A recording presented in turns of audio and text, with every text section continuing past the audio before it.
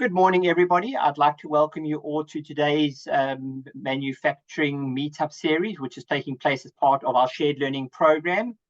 Today's session is titled Attendance Excellence, Cultivating Improved Levels of Employee Commitment with Insight from Leading Firms. In that regard, we're very privileged to have K-Way, Hester Harnesses, and Jockey South Africa that have agreed to participate and share their insights in terms of this topic in today's session.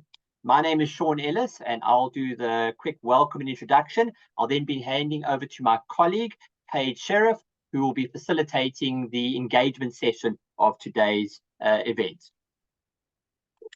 In terms of the event, it's always important to note that BMA takes no responsibility or representation for any decisions made as a result of these particular events.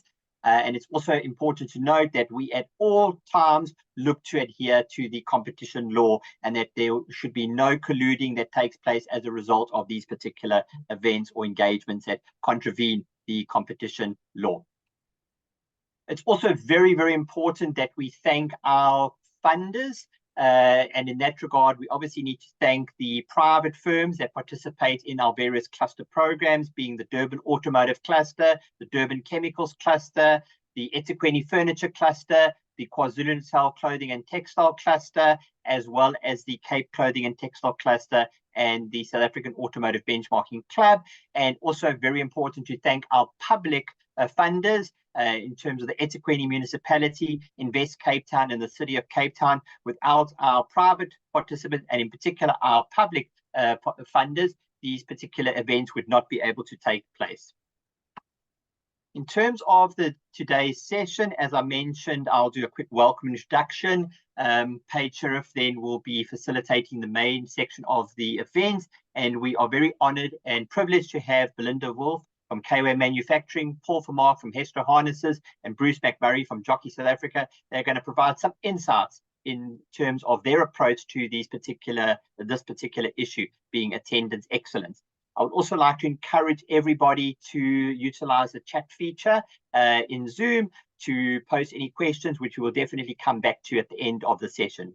So please feel free to use that particular feature. All right, just to remind everybody, we've started the year quite well. We've had some good events in terms of January and February. We're into March now. We're also very excited that from June until August, we have secured Mike Jose to run the 4-piece culture session. Registration's already taking place, and we've got about 50 people that have already registered for that particular event. So we'd like to encourage people to look at participating in that particular event and sending the employees on that particular event later in the year. All right, and then lastly, I just want to mention we do have a WhatsApp group in place. We've got over 100 people that have registered for that WhatsApp group, and it's another way to ensure that you don't miss out on what's taking place within the shared learning program. So if you haven't already joined, I'd like to strongly encourage you to participate in the WhatsApp group. We will post the links for the events as well as a WhatsApp group in the chat. All right, with that, Paige, I'm now going to hand over to you to take it away. Okay, great. Thank you so much, Sean. And yeah, good morning, everybody. Some of you may be surprised to see a different face facilitating today's session. So for those of you that don't know me, and Sean's introduced me very kindly, I'm the head of skills development and have been really intrinsically involved in a more recent project we've been running on, we've called it Project Present in Cape Town with the Cape clothing industry there. And so we're really excited to be expanding that conversation not only to the Cape clothing industry, but also to the automotives, chemicals, and furniture industries as well. So Sean's already introduced our panelists, but to give a bit better context, we're all familiar with these brands. Some of us wear the brands, others have car parts that have been manufactured by these brands or other, and amongst all of them is a really strong demonstration of best practice. We have Kway, who have 2.3% lower absenteeism levels than the Cape industry. We've got Hesto, who is really smashing attendance with a 1.95% absenteeism rate, which is lower than industry benchmark of 3.5. And we have Jockey, who are really just demonstrating a strong leadership when it comes to supporting their employees and employee wellness with things like clinic support, wellness days, and other. And so we're really going to be drilling down into what is making these companies able to manage absenteeism so well, and how can we take some of those learnings and implement them. Obviously, absenteeism in itself is such a diverse topic. It's multifaceted and multi-pronged. And so we cannot touch on every single aspect of it, but what we can do is focus on the most important. And hopefully those will be the tangible things that you can take away to deliver some innovations within your own companies. So Sean, I'm going to ask you to move to the next slide. And what I really want to emphasize here is when we talk about managing absenteeism, we're not just talking about benefits for the employer, but we're also talking about benefits for the employee, right? We want to foster a healthier and more productive work environment, okay? And there's two aspects of that. One, there's a direct cost saving through enhanced productivity, efficiency gains, and greater security and planning when you know that your workforce is going to be productive and there. But on the other hand, there are support structures that can really manage critical issues faced by workers and also improve their general well-being. And that is all underpinned by effective management when it comes to systems and approaches to addressing absenteeism. Sean, you can go to the next slide. So just to note then that my role today is purely as a facilitator of a discussion between our panelists, asking the right questions. But when it comes to yourselves as participants, what I would really like is for you to engage in the chat and the Q&A. This is going to be a live and dynamic discussion. We'll be fielding those questions to the panel as we discuss certain topics. But the key there is that your participation is key. So there will be a poll coming up on the next slide. And I would really encourage every single person to participate in that poll so that we can really guide the discussion to adding the most value to the people within this audience. So when it comes to the causes of absenteeism, these are some of the things that we've picked up in the engagements with industry that we've had. And some of the diagnoses that we've undertaken. The first being winter illness. Okay, that's quite obvious. There's also seems to be this sentiment and belief that absenteeism is a right and that the company can afford it. We see this particularly when it comes to taking sick leave. There is ineffectual absenteeism impact measurement. Firms are measuring, not measuring, measuring different things, which makes it really difficult to unpack and understand some of the root causes of absenteeism and how to address them. There are a variety of different employee incentive schemes out there, but there are a lot of them that are actually ineffectual. We're also seeing a lot of challenges when it comes to cross-functional collaboration and communication between human resources, production, and other departments. They tend to operate in silos. So when it comes to managing absenteeism, there can be a bit of a challenge between who is driving it and who ultimately is feeling the effects of it. Then similar to that is this lack of alignment between HR, supervisors, team leaders, line managers, etc., around the importance of return to work interviews. They form a necessary part of the absenteeism management process, but depending on who you are within that chain of individuals, Some view it more valuable than others. And that lack of alignment can cause challenges too.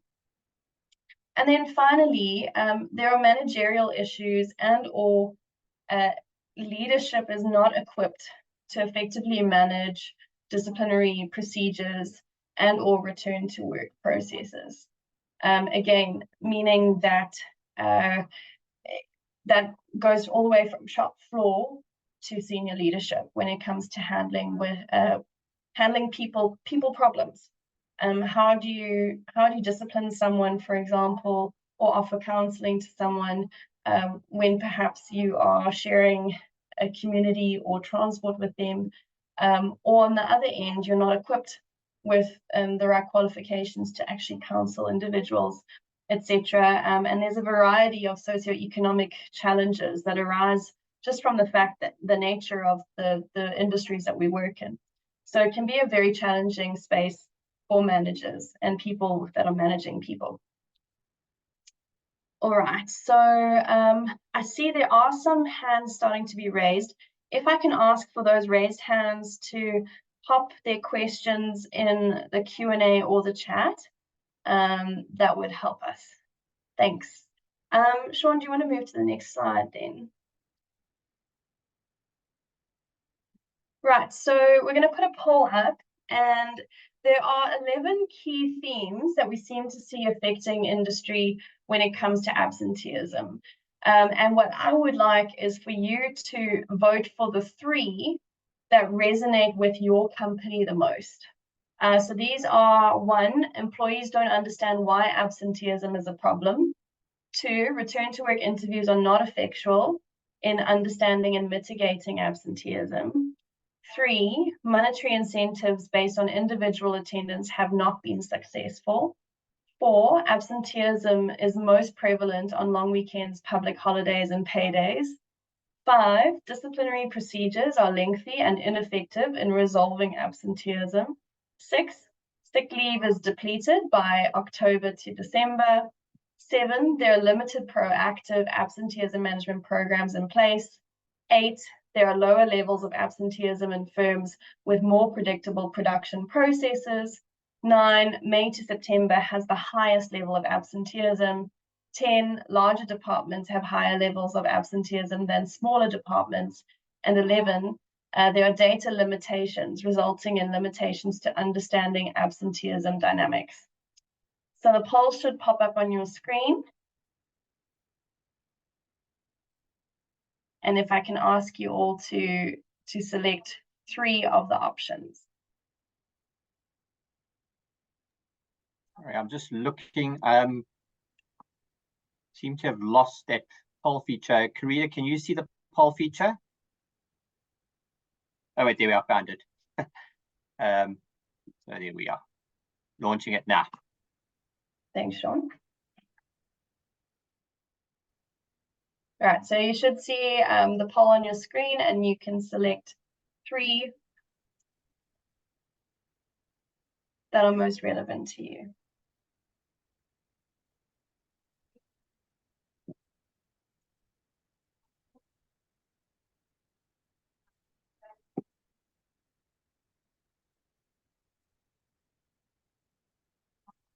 It's going by very quickly. Yeah. We're already at 50% completion rate. That's great. Thank you, everyone, for being so responsive.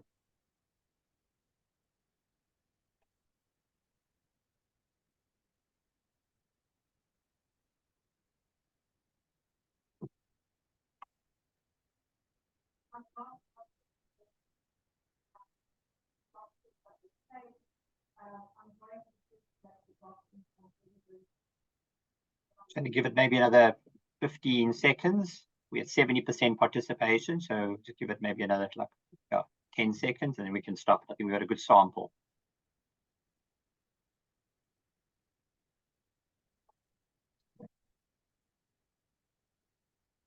All right, I'm going to stop it. We're at 76%. I'm ending the poll. Right. I've ended the poll, and I will share the results. Awesome. Thanks, Sean. Yeah, good to see that we've got a solid finger on the pulse. With some of the most common themes coming through, employees don't understand why absenteeism is a problem. Absenteeism is more prevalent over long weekends, public holidays, etc. There are limited proactive absenteeism management programs in place, and a nod to the fact that disciplinary procedures are lengthy and ineffective, and return to work interviews are not effectual in understanding the real problems and mitigating absenteeism. So thank you so much, everyone, for responding to that poll. That really helps us to frame the discussion, and that is a really good launch platform for us to introduce the panel back to the room so we can get the discussion going. So I'm going to ask that Belinda, Paul, Bruce, if you could join me in the room, turn on your cameras, and we can start having a cool discussion around this topic. Great. Thank you so much. All right, guys. So I think we're aligned to a lot of the sentiment that's come through, and what I can get a sense from the room is that there is this feeling that the employees aren't buying into this idea that absenteeism is a problem, and a large component of that comes down to company culture. So I'm going to pose my first question to Paul. Paul, Hesto is doing quite a lot of work in terms of culture within a variety of spectrums, but also specifically in encouraging employees to buy in as the change agents and champions for absenteeism. How do you get that right? What have you guys done to get that going? Yeah, I think the first thing that we got to do is we got to try and understand. We sort of operate on a basis of 4 quads. So on the left-hand side of the quad, we get a process-driven approach, and the right-hand side, a people-driven approach. Below the line, we have operational, and above the line, strategic. So in each of the quads, we have got significant processes that takes place. For example, on the process side, operational, you deal with issues related to discipline, return to work interviews. So the very process-driven type of things that has to happen on a day-to-day basis. On the people-driven side, we deal with things like EAP programs, counseling, but still operational. And then on the strategic basis, process on the top, we'll deal with things like data analysis, trend analysis, and all of those type of things. And then in the people-driven strategic quad, we will deal with issues related to making the employer an employer of choice, and all the initiatives that we try and embark on in terms of making Hesto an employer of choice. Effectively, things like facilities, trying to make the facilities as adequate for the people, making sure that we look after the benefits of the people, so that people actually have a place where they want to work, and that they represent Hesto as a brand, and they see Hesto as an employer of choice when they actually walk in the community, and people actually then associate with Hesto. So in Stanger, Hesto is a major employer, so people do have a lot of brand identity with Hesto. So we do a lot of communication around absenteeism as well. We deal with it in our dojo training. So as a person starts at Hesto, we deal with a lot of the dojo training. We deal with absenteeism, the impact of absenteeism, the consequences of absenteeism, how that impacts on quality, how that impacts on speed. And everybody effectively in Stanger relate to Hesto as the employer of choice. So therefore, people want to see that Hesto is successful.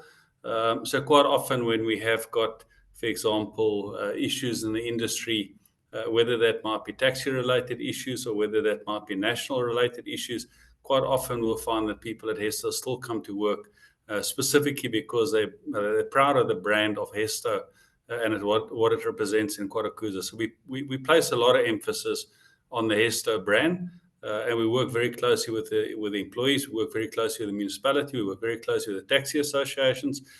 So there's a lot of collaboration taking place in this area to make sure that Hesto is recognized as an employer of choice. So we do a lot of work, but specifically on the training side, workers understand the importance of absenteeism when they start with the induction at Hesto. That's great. Thanks, Paul. And I mean, like you said, it's not just communication just around absenteeism. It's a whole corporate culture already linked to the brand itself and being an employer of choice. You mentioned the importance of that induction process, and I know that Jockey also has quite an important emphasis on this in the induction process. Bruce, do you want to give us an idea of what you guys do in that space? You're on mute. I'd say that our whole approach to being people-driven starts right from the start when we meet employees for the first time and take them through that induction process. We present ourselves as putting people first in that, and that talks to sort of the culture of the organization. And those of you who joined us a year ago when we did the hybrid event, we went in great detail into the culture of our organization and how that works. But like Paul highlighted a quadrant that he was talking about, within our management system, we control our plant using 5 different metrics. So we look at quality, cost, delivery, and then the 2 key ones that are coming on this topic are safety and morale. So we have a management system where we control all elements of the business according to those 5 elements, but those same measures cascade right down through the organization into what we call mini businesses. And each week, each of those mini businesses are required to meet and cover information within those 5 different areas. So that means for us that every week, all members of the employee of the company get together and they talk about key safety and morale. And the key measure of morale is absenteeism. And so we've got a very nice link between what's happening on the floor and what we're measuring as a management team. And that finds its way to being topical in terms of what's happening with the different teams. One of the interesting elements, and maybe it makes us a little bit different, I'm not sure the other 2 facilities we have here, but we do have a clinic on site and we have a registered occupational nurse within that clinic. Key during that induction is to highlight to employees that we're not a primary healthcare provider. And what we ask them to do is, if in the event that they are unable to work on a particular day, the requirement is first that they phone the company. And that's required that they've got to phone in before 7 o'clock to say, I will not be at work. And, there's a lot of things that happen in that interaction, having to talk to your manager and indicate your incapacity to be at work. How is something like that successful in our organization? In preparing for today's session, I was obviously asking some questions, and I realized that one of our senior members of our management team, our HR manager, anytime you have a discussion with him about absenteeism, his first question to all of us is, well, did that person phone in? Because it's so pivotal in understanding the relationship between the employer and the employee, because right from the start, what we're starting to talk about is what is the impact of that person not being at work. The person they have to contact is their direct manager or person overseeing them. And the reason that they have to contact that is so plans can be put in place so production can continue on that particular day, which talks about the relationship between the employee and the output required from that particular team on the day. We then have the ability to prepare for the day, knowing that person won't be present, and plans are put in place around multi-skilled operators to move them between lines. I'm going to go further, Paige. I know you had a couple of questions, but what we also do is our outputs, we measure at team level. So now we have an operator who's phoned in and will not be present on that particular day. And that line is going to be short of one of the operators in a sequential production flow. What we do is we bring in another operator from another line, an area that's not under the same kind of production pressure, and we supplement that person into that line. The dynamic of that line immediately changes because the people who've been working together for the previous week slightly gets disrupted, and output can and is sometimes affected. Often the members who are residents in the line, more practiced in that line, have to actually supplement the score of the individual arriving. What plays out then is on return to work, when that person who has phoned in and has indicated that they were unable to attend work for whatever period of time, they are then come under the scrutiny of their peers, because their absence from work will have had an impact on the output of that particular line over that particular period. So in a nutshell, and where do we talk about it? We talk about it in our many business meetings, because the measures that we've got on performance are team measures. So if the team is underperformed because someone is away, the team's aware, management is aware, staff are aware, and so we're able to let that information be shared quite broadly right through the organization, building on the kind of information we shared right up front in terms of the induction process. Great, thanks, Bruce. Yeah, a lot of points covered there, particularly, again, seeing how interlinked culture is with from induction all the way through to measurement, all the way through to your daily stand-up meetings. And it's something that's got to be perpetuated in every sphere of the business. It's a really great introduction to this concept of data and measurement, and linking the conversation.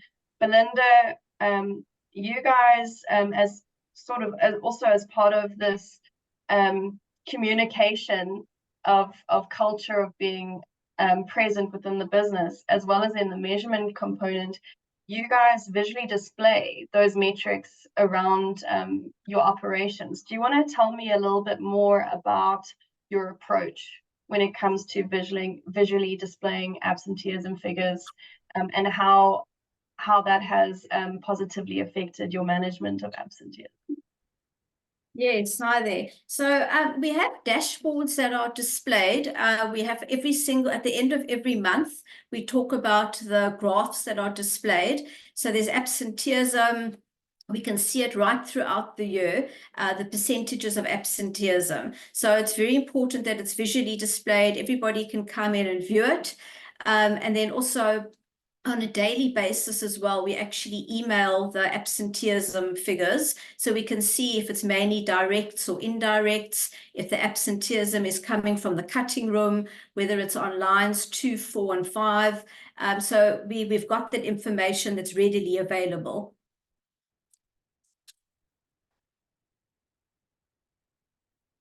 Oh, sorry, can't hear you, Kate. No, that's great. Thanks, Belinda. And are the employees aware of those measures? How do they interact with those measures? Yes, no, they are aware of the measures, and we have incentives that's directly linked to that as well. So staff work hard to get to that measurement. Yeah. We have a very much a carrot and stick approach. So it's as you mentioned before, we apply a very multifaceted approach, and people want to be at work. We have various incentive schemes which we can cover at a later stage. Great, thank you. And I just see a question posted in the Q&A, and I think it would be great to offer this question up to the panel. I mean, a lot of what we're talking about is this need for multifaceted approaches. All three of you have indicated that this isn't just an initiative that's run by HR. These are metrics that are pulling through into production, into operations. And one of the challenges previously raised is, how do you better integrate this HR function with production, and sustain that buy-in when it comes to tackling absenteeism? I'll offer that question to anybody who'd like to answer. I'm happy to give it a first go, and then I'm pretty sure everybody else will jump onto it as well. But essentially, at Hesto, firstly, is this similar to what Bruce was saying? Is this, we've got an SMS line where employees have to send an SMS to confirm, firstly, that they are going to be absent for the day. That SMS is a central SMS line that sits within HR. HR is then responsible to communicate with the respective line managers of the absenteeism that is going to occur during the course of the day. Equally, HR is also responsible for the absenteeism pool. So we have a absenteeism pool. We've taken a percentage estimate of average absenteeism at Hesto. We then take the number of employees per plant that is required. We run an operating licensing system where employees are licensed to operate on various stations. And the HR team, through training, will then integrate with the operations team to find out where are the critical positions required for the day that we can cover in respect of the customer call-offs. The operators that are licensed will then be allocated to the various stations, specifically with emphasis on meeting the quality requirements as well as the speed requirements required in order to make sure that we achieve the output on a day-to-day basis. So the HR team and the operations team work very, very closely together in terms of firstly starting from the SMS and then notifying the managers of absenteeism, and then also managing that absenteeism pool, making sure that people and employees that are licensed to operate on various stations can operate on those stations. So that's basically how we integrated at Hesto. Okay, that's interesting. So you actually have HR very, very involved in the multi-skilling component of the workforce and allocation of the individuals, if I'm hearing you correctly. Okay, that's very interesting. Anybody else want to contribute to that? Yeah, I can add to that. So I spoke about this weekly operational meeting that we have where the various heads of the production units are present and HR is present. And in order to get it onto the agenda, I've asked, and it's actually something we just implemented at the beginning of this year, I asked for us to start talking specifically about the absenteeism that HR are measuring and how that stacks up against the minutes that we are measuring in the plant. Because obviously, any missed minutes in the plant have to relate directly to what your absenteeism rates are. And so simply, I mean, Paul's system sounds quite sophisticated. Ours is nothing like as sophisticated as that. But what we're able to do is introduce to the team the topic of conversation each week. People will respond to that because we're asking them for their input, and they realize that that is one of the key areas that the company is focusing on. And that then drives particular behaviors right through the organization. So have I ever been aware of a rift or a gap between what HR are doing and what we're doing on the production floor in terms of accounting for time? Not necessarily. It's not something we've had to deal with. I'm not sure why we're different. Or maybe I am that, we are able just to engage quickly with one another and talk about key issues like that and get answers to them. Yeah. Thanks, Bruce. Belinda, anything you'd like to add to the conversation? Yes, well, I just wanted to mention we have a very really good, effective return to work process that we have in place. And it's so important that this doesn't become, a box ticking exercise. So when the staff member returns to work, we really dig deep, to find out what the reasons are for the absenteeism. Often we find out that they're not absent. The 5 days that they're absent for, which we think is sick leave, can often be related to reasons like alcohol or drug abuse or domestic violence which takes place. And from there we can actually refer them for necessary support and assistance through social workers. It's also an opportunity at these return to work interviews where we can highlight that we've actually noticed that you seem to be off on a Friday and a Monday, or every Wednesday you seem to be absent. So we're bringing it to their attention that we are aware that this is a concern to the company, and then also once again to highlight that this is crippling the company. We really need each person, to take ownership and responsibility for the fact that they are absent, and perhaps there are better ways of dealing with it. Do they have a support system at home? If it's a problem relating to the child, make sure that there's the mom and the dad and perhaps, another family member that could assist. So we approach all these things in the return to work interviews, which is effective for us. That's awesome. Thanks, Belinda. And if I take the feedback from all three of you, there's definitely a key theme here, which is that the processes that happen in the HR space and the production or operation space are not in isolation. So From a Hesto side, the employee SMSs the HR function, who then engages direct with operations around the absenteeism pool. From a jockey perspective, the employee engages directly with their manager, who then has to communicate with HR. And then similarly with K-Way, that return to work interview process has everyone involved. But underpinning all of that, there seems to be this strong foundation of metrics and measurements, and communicating the linkage between productivity and employee wellness, and bringing those measures to the same conversations, which I think again avoids that isolation. So I hope I've summarized that well for the group, in terms of trying to get the findings. And I think, coming back to this point on measurement, Paul, what role does data have in absenteeism management, and what makes good data? Yeah, I think again, importantly, it's important for you need to have the data on a daily basis in terms of understanding exactly who is available for work, who's not available for work. Are we dealing with specifically a person that is absent from work, AWOL, or are we dealing with a person that is sick? Are we dealing with a person that has applied for leave, or is a person applying for social responsibility leave or family responsibility leave?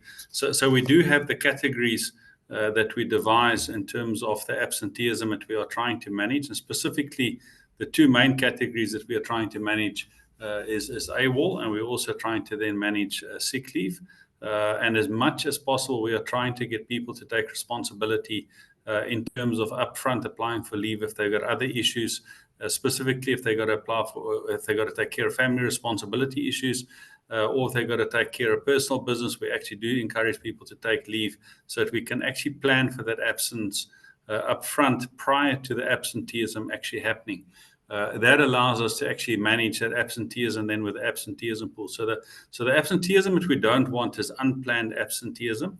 And that is mainly the basis of our statistics that we drive at Hesto, is trying to manage the unplanned absenteeism and to actually reduce that. But effectively, we'd actually divide all the categories of leave into its categories. So we know what is planned, we know what is unplanned, we understand all of that, and equally to what Bruce is doing at our mission-directed work teams in the mornings. And we basically meet every morning, every team meet, and we actually understand person by person what type of leave category are we dealing with. Are we dealing with planned or unplanned absenteeism? And that data is analyzed on a daily basis. So depending on what we are dealing with, we'll either deal with it on the process side, very operational. Alternatively, if it's required to deal with it on the people side from a counseling point of view or EAP, we'll deal with it on that basis. So the data actually drives us to how we're actually dealing with every person's absenteeism. So the data is key in terms of how we're actually managing it. And Paul, who receives that data and communicates sort of next steps when it comes to trends and yeah, so obviously it's quite a big, as you can imagine, it's quite a big operation. We've got over 9,200 employees. So obviously, firstly, the data point starts with getting the notification. That goes to HR. The actual information with regards to time and attendance comes from payroll. And then at the line level, every team leader deals with it on the line. So specifically what we do is we reconcile at the end of every week, we reconcile between payroll, HR, and line management in order to determine what is the categories. Because payroll will often get absenteeism data. They will know that a person has not worked. They might not know the exact reason for the person not working, but then obviously HR and the team leaders will then dissect the information and then work with it to make sure that it's placed in its correct category. So basically that's how we work with it. So it comes from three different sources, essentially payroll, HR, and then line management. And we actually cascade that all the way from team leader, group leader, manager, and that gets discussed at the MDW meetings on a daily basis. Okay, so it's a conversation that's had weekly and daily, and that data is fed through. Thanks, Paul. And you raise an interesting point around the planned versus unplanned absenteeism. I'm sure the unplanned absenteeism is probably the biggest headache for a lot of us. And maybe just a stat that really resonated with me is you said you've got 9,200 employees, and Hesto has successfully achieved a 1.95% absenteeism rate. So that's pretty impressive with the size of the network. Yeah, we're gonna qualify that. It is 1.95 specifically in the categories of what we are unable to manage. So in other words, if a person has taken family responsibility leave, study leave, or any other category of annual leave or something like that, we will not include that in the absenteeism statistics. So I think sometimes it does depend on what companies qualify as absenteeism. And we specifically work with, I almost want to call it unplanned absenteeism in terms of our statistics, because we do try and manage the planned absenteeism quite effectively, specifically to make sure that we achieve the output as well as the quality with our employees that are operate or licensed to operate certain stations. So the unplanned absenteeism is really what we are trying to manage. Yeah. Okay, Belinda, I see you nodding emphatically, and I would like to get your viewpoint on the type of data that you collect and how that informs your management. So what categories of absenteeism do you guys look at, and then how does it inform your absenteeism management? Yeah. Firstly, I must congratulate Paul. I think that's quite amazing to have such a very low absenteeism rate. We're striving on our side to try and get it down as much as possible. From a clothing industry point of view, we are on about 3.2% average, which is well below the average. So we are quite proud of that. But obviously, with I know Bobby's part of our panel here, he's always pushing us to get it as low as possible. So we always are looking at our action plans and trying to do whatever we can to get it down. But in terms of our data collection, as what Paul said as well, yeah, we also measure it daily. So it's a huge job in itself. I mean, you could literally have one person who could just manage the absenteeism process, because it's such a massive, diverse process. Looking at, there's so many different reasons for absenteeism. But yeah, so we measure it daily, and our receptionists will collect and capture the absenteeism on a daily basis. Each person actually has a year planner, so we can actually see if somebody asks me for the records of a particular person, we can see immediately it has how many days sick leave the person's taken, how much family responsibility leave is taken. So we can pick it up. It's visually available. And then also we, as I mentioned, the dashboards before, and then we also have on a daily basis, our HR or payroll department will send out the data. So it also then enables management to take management and accountability for it. They can then see, oh, it's coming from the cutting room, or it's coming from line 2, 4, or 6. For example, we also measure, we look to see if it's, authorized, unauthorized absence, and we can also see if it's mainly directs or indirects. And, directs would obviously have a bigger impact on our production. So the last people we want taking absenteeism is your machinists. Who has a direct impact. So we can see straight away, on a daily basis where it is coming from. And as you say, you actually have to, you cannot manage what you're not measuring. So we need to make sure that it is measured every day. That's great. Thanks so much, Belinda. And yeah, you cannot manage what you don't measure. Such a powerful, common sense, but powerful statement. Bobby, I saw you wanted to jump in on the conversation. Bobby is joining us also from Kway. He's just been quietly sitting in the background. How are you, Bobby? I'm very well, thank you. And hi, good morning, everybody. Yeah, sorry, I was going to jump in, but Belinda's covered basically everything pretty well. So I don't really need to add any more to that. It's just adding more waffle. Okay. But no, she's pretty much covered it. And from our perspective, it's a multifaceted approach to absenteeism. There's 3 phases an employee needs to go through when they return to work. Also we have the conversation they have to phone in to their manager. That on the day that they're going to be absent. They have a initial return to work that they do when they walk into the factory. They then do another return to work that they answer to their team leader in the factory. So all management levels are involved in the actual control of it. And then there's another phase that may still come up, and I'm maybe jumping the gun, but there's another phase that we look at is once a person reaches 4 days absent for their sick cycle, we then call them in and they have a counseling session. And that counseling session will be then to be reminding that employee of how many days they've taken off, how many days they've got left, and how much time they still have to let this sick leave last them to the end of the period. So it's just this way of reminding them that we are continually keeping a close eye on that sort of thing and raising the awareness all the time. And those are seen as counseling sessions. And, you know, these counseling sessions are also very important because when you do have somebody who is maybe taking more advantage than they should, or becoming an absenteeism problem, you know, you've got the record of all of what you've covered with them, the talking to them and that sort of thing, to actually get to a point where you might want to say, look, you know, they have an incapacity to do their job, and be able to move them out without it being difficult. So not that we encourage that, we like people to change. So the sessions are always seen as a proactive approach to improve behavior. And really, you know, I think Belinda covered it, that we put a big emphasis on finding out what is actually happening with each employee, so that, you know, because often it's something happening at home where there's a problem that that we could perhaps help them with through counseling or social workers, or, you know, maybe financial issues, but we can dig into it a little bit when we ask the questions. That's me. Flight X8. Thank you, Bobby.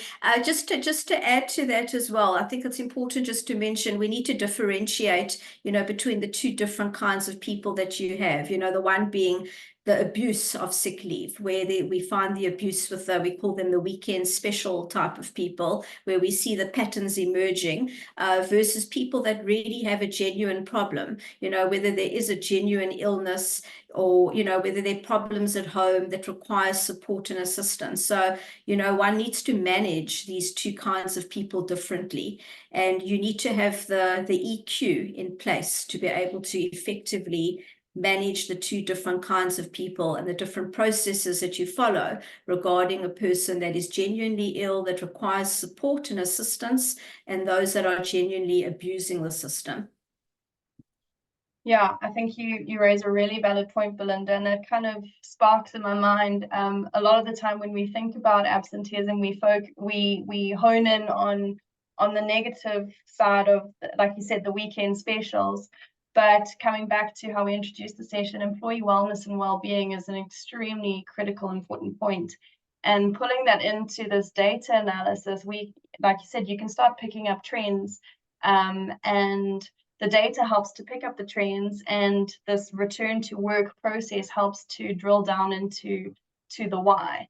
And Bobby's already touched on the counseling front, and maybe if I can pull onto Paul, and just get it's a really good intro into the whole return to work process. Paul, where does the expertise sit when it comes to running these return to work processes, and what are the key elements of a strong return to work process?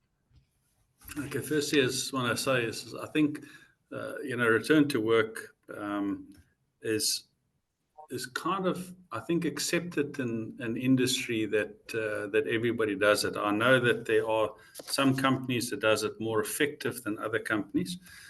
In some companies, you'll find a degree of opposition to it, and you'll find that it then becomes a reluctance to do it. And then you find that 2 weeks after a person return to work, some of the return to work interviews has not happened. And that is often the reality of what happens on the floor. So essentially, at Hesto, the intelligence behind return to work interviews actually sits with HR. HR gets involved in it. They sit with the line manager and they actually then do the return to work interview with the line manager. And that applies to all levels of employees within the organization. So if a person has been absent, regardless of whether it's a person on the shop floor or whether it is a specialist engineer or even a manager for that matter, a return to work interview form is filled in. We try and keep it as uncluttered as possible. We try and keep it as simple. We've got a standard format that we fill in. We make sure that between HR and the divisional head that the return to work is completed. But effectively speaking, the HR department drives it. They are the custodians of the document. They do sessions of training with the team leaders as well as with the group leaders in terms of making sure that everybody understands how to fill it in. They then have a follow-up pattern where they follow up on a daily basis on return to work interviews needing to be done and signed off. So basically that's a daily activity that the HR team does with the HR and IR administrators, IR managers. So effectively, I'd say the control probably sits with HR and industrial relations, but they actually do quite a lot of training with the team leaders and the group leaders in order to make sure that there's execution. Thanks, Paul. And maybe just a follow-on question, just linked to our Q&A. I'll redirect it back to you, Belinda. They're anonymous said they're really interested in your point on emotional intelligence. How do you upskill your team to manage absenteeism effectively, and how do you select people based on EQ? That's quite a tough question. But we make sure that we do the proper training and development, before the time as well. So we go through the quest. We have a standard list of questions, and we try and educate and train those people involved, that are doing the return to work interviews. Ideally, it is best to probably have an HR person involved in the return to work interviews, but just to make sure that there's deep understanding, I think, in the questions. EQ is something, I suppose, you either have it or you don't really have it. So I think it is very difficult to train somebody to have the necessary EQ, but to try and provide them with perhaps the necessary tools and explain the importance of the questions and what are you really trying to achieve, from the answers that you're getting.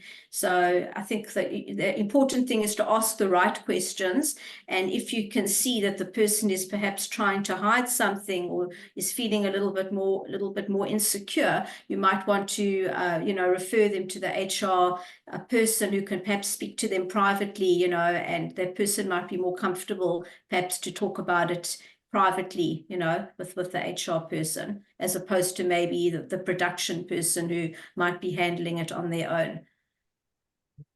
Thanks, Belinda. And I think that also talks to how do you convert quite a qualitative process into understanding trends with the person. And I think you're right in that it's a very important process, this return to work process, and making sure that the people conducting those interviews understand the importance, but also referring them to the correct resources like counseling, etc. Yes.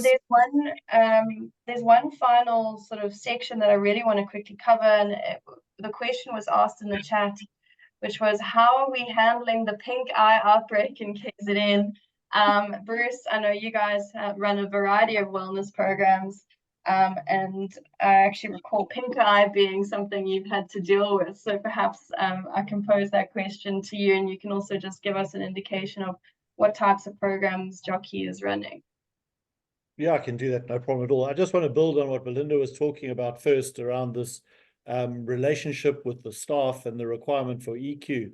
So our sister on site plays a vital role. She's not there as the primary health provider, but she's that integrator between the individual and different resources that are available, being the bargaining council, medical facility as well.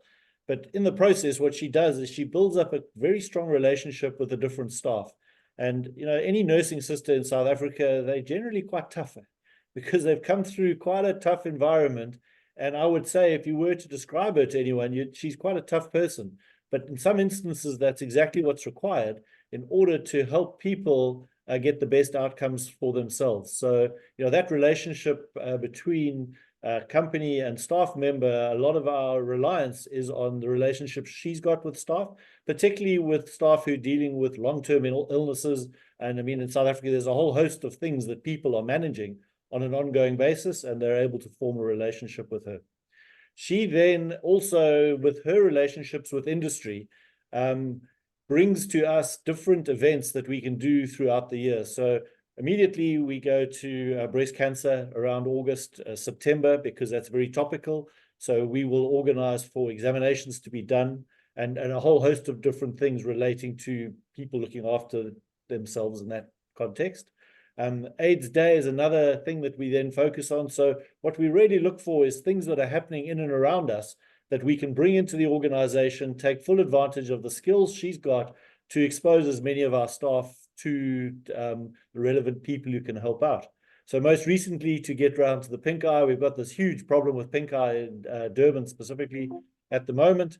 And I didn't have to get involved at all. I just saw the posters going up around the site, indicating how to take care of your eyes through this particular period. And then the thing that we realized is that all the protocols that we had around COVID and sanitization were so appropriate to dealing with pink eye. So a lot of those bottles and canisters had found their way off our floor. And what we did is we brought them straight back and said, guys, if we need to try and deal with this, let's just adopt the most stringent steps that were taken during COVID around just keeping hand hygiene going. And yeah, we've seen our absenteeism rate tick up slightly. It's gone up by about 2% from normal. So there definitely is pink eye prevalent, but I think by and large, we've been able to mitigate the full impact of that. And to answer the question, about how we choose which event or what is topical is we're just very alert to what's going on in and around us. And we bring that in. During the course of last year, we also brought some quite advanced equipment in for eye testing that we just brought a clinic in for a period of about a week, and we were able to do a lot of eye testing and create a lot of awareness around staff and vision and things like that. That's awesome. Thanks, Bruce. And yeah, I think it's that combination of proactive and reactive approach, is having the protocols in place for these types of situations, but also, like you said, the preventative screening. I see I'm getting pushed along a little bit. It's been a really awesome session. And there are some outstanding questions that we will follow up on post the session. So I would encourage everyone who's attending to post their questions. Sean is chomping at the bit, so I'm going to ask you, Sean, to close. No, it wasn't the intention. I mean, I'm sure we can go a couple of minutes over. It's just that if anybody does need to leave at 12 o'clock sharply, I have released the assessment poll so they can look at completing in the interim. But yeah, I mean, I think there's been some really useful insights gained from today's session, from the three firms. And what I've taken away from it is, obviously we spoke about the importance of measurement, the importance of the necessary practices and the culture that exists in the place, and understanding the culture. And I mean, my 2 cents worth is that where firms perform well in this space in terms of, attendance, they generally have the right systems, culture, procedures in place, and vice versa. So I mean, the evidence is clearly there that the firms, the firms that perform better than others are doing the right things in the space. And I think that came through from the speakers from the companies today. So that's very encouraging. Yeah, and a big thank you to the panel. It was a very chunky topic, and we could talk for hours and hours on just one of these elements of managing absenteeism. So just a note to everyone that was attending, there are presentations that will be made available after the session, and some more detailed information to circulate with everyone on some of these initiatives. But yeah, a big thank you to our panel. I know it's a little bit nerve-wracking to put yourself front and stage and discuss what could be considered a bit of a contentious topic. So thank you for being brave and sharing with us today. And yeah, I think with that, at exactly 1 minute 2, we'll close off the session. So for those of you that haven't responded to the poll, please let us know how you found the session and whether it was informative. And we'll close it off there. Yeah, brilliant. Yeah, thank you very much, Paige, for facilitating today's session. I think it brought a really fresh approach, and you've been very close to this topic over the last couple of months. So I think it made perfect sense to get your involvement.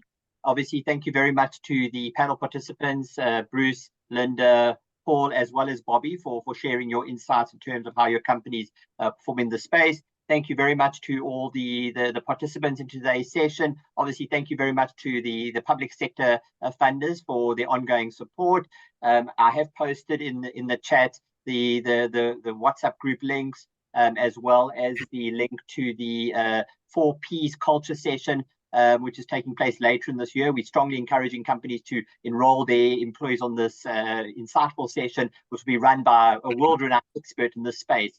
He's one of the co-authors of the Toyota Culture with Jeffrey Leica, Mark Jose. So we're very privileged that he's agreed to assist us again to go into a bit more detail around this. And then we are looking at finalizing an event for April. And then for May, we are going to be visiting Ballyquipment for a hybrid event. So obviously, if you're not located in KZN, you can still participate virtually. But for those of you that are willing to travel to Richards Bay, we'll be spending some time at Ballyquipment, getting insights in terms of their journey back to lean.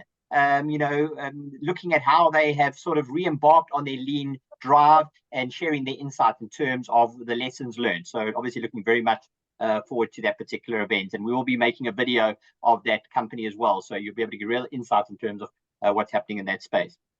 Otherwise, thank you very much. We have requested additional insights in terms of future topics, so please feel free to engage with us directly or via the feedback mechanisms in this regard. But once again, thank you very much to everybody that's participated in today's session. Wishing you all a good week, what's left of this week. And for those of you that are celebrating Easter, have a good Easter weekend, and take care.